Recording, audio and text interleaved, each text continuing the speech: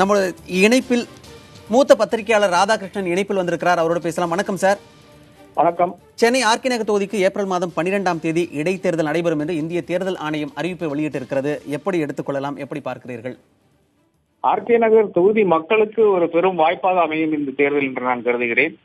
April 12 என்பது நம்மளுடைய குடிநீர் பிரச்சனையும் அதே மாதிரி அவ்வளவு பெரிய ஒரு வறட்சி நிலவர சூழ்நிலையில் இந்த தேர்தல் நடக்கவிருக்கிறது. அப்போ அரசாங்கம் என்னென்ன செய்ய இயலுமோ அதெல்லாம் செய்து கொண்டே இருக்கும் என்று நான் கருதுகிறேன். திமுகவுக்கும் அதிமுகவினுடைய 2 அமைப்புக்கும், அது ஓ பன்னீர்செல்வம் அமைப்புக்கும் பழனிசாமி அமைப்புக்கும், அதே போல தீபா தன்னுடைய கேண்டிடேட்டரை வேற அறிவித்திருக்கிறார் ஆர்கே நகருக்கு.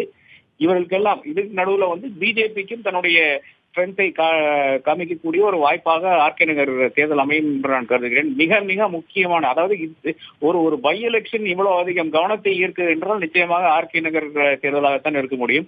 அது முன்னாள் முதல்வர் ஜெயலலிதா 2015 கண்டெஸ்ட் பண்ணும் போதும், அதுக்கு முன்னால 2001 ஆண்டிப்பட்டியில தேர்ந்தெடுக்கப்பட்ட போதெல்லாம் ஒரு இன்ட்ரெஸ்ட் இருந்தது. முதலமைச்சர் கேண்டிடேட் ஆனதுனால ஒரு இன்ட்ரெஸ்ட் இருந்தது. ஆனால் இந்த முறை நடக்கும் தேர்தல் நிச்சயமாக யார் பக்கம் மக்கள் இருக்கிறார்கள் என்றதை நிரூபிக்கக்கூடிய ஒரு தேர்தலாக இருக்கும்.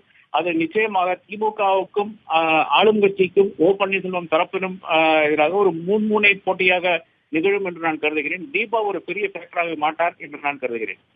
பலமுனை போட்டி இருக்கும் இந்த தேர்தல் மிகவும் ஒரு சிரமமான ஒரு சூழலை ஏற்படுத்தும் என்றெல்லாம் கூறியிருக்கிறீர்கள். குறுகிய இடைவெளியிலே இந்த தேர்தல் வர இருக்கிறது. இதை எப்படி எடுத்துக்கொள்ளலாம்? அதாவது இதுவரையான காலகட்டம் என்ன நடந்திருந்தால் யூபியில் ரொம்ப கான்சென்ட்ரேட் பண்ணிட்டு இருந்தாங்க தேர்தல் ஆணையம். அப்போ அதிலிருந்து இன்றைக்கு தான் அவங்க ஒரு விடுவிப்பு என்று கூறலாம். அது இப்ப இன்றைக்கு தான் வந்திருக்கிறது. இனி முழு விடுவிப்புன்னு பாத்தீங்கன்னா மார்ச் 11ஆம் தேதி அதனுடைய தேர்தலினுடைய ரிசல்ட் வந்த அப்புறம் தான் அவங்களுக்கு முழு விடுவிப்பாக வரும். அதன் பிறகு ஒவ்வொரு தேர்தலும் நடத்த வேண்டி இருக்கிறது. அதாவது எவ்வளவோ இடைத்தேர்தல்கள் இந்தியா முழுக்கும் நடத்த வேண்டியிருக்கிறது. அதை ஒரு காலதாமதமாக நடத்தக்கூடிய ஒரு தேர்தல் இதாகத்தான் இருக்கு. ஏன்னா டிசம்பர் 5ஆம் தேதி முதல்வர் மறைகிறார். அதன் பிறகு ஒரு 3 மாத, ஏறத்தாழ ஒரு 2 மாத காலத்துக்கு இப்போ அங்க எம்எல்ஏ கிடையாத ஒரு சூழ்நிலை இருக்குது. ஒரு 6 மாத காலம் அவங்களுக்கு கால அவகாசம் இருந்தால் கூட இதை காலம் தாழ்த்தக்கூடாது என்ற ஒரு பணிகள் தான் தேர்தல் ஆணையம் பண்ணி கருதுகிறேன். முதல் வாய்ப்பில் தேர்தல் நடத்தக்கூடிய ஒரு சூழ்நிலை இருக்கிறது.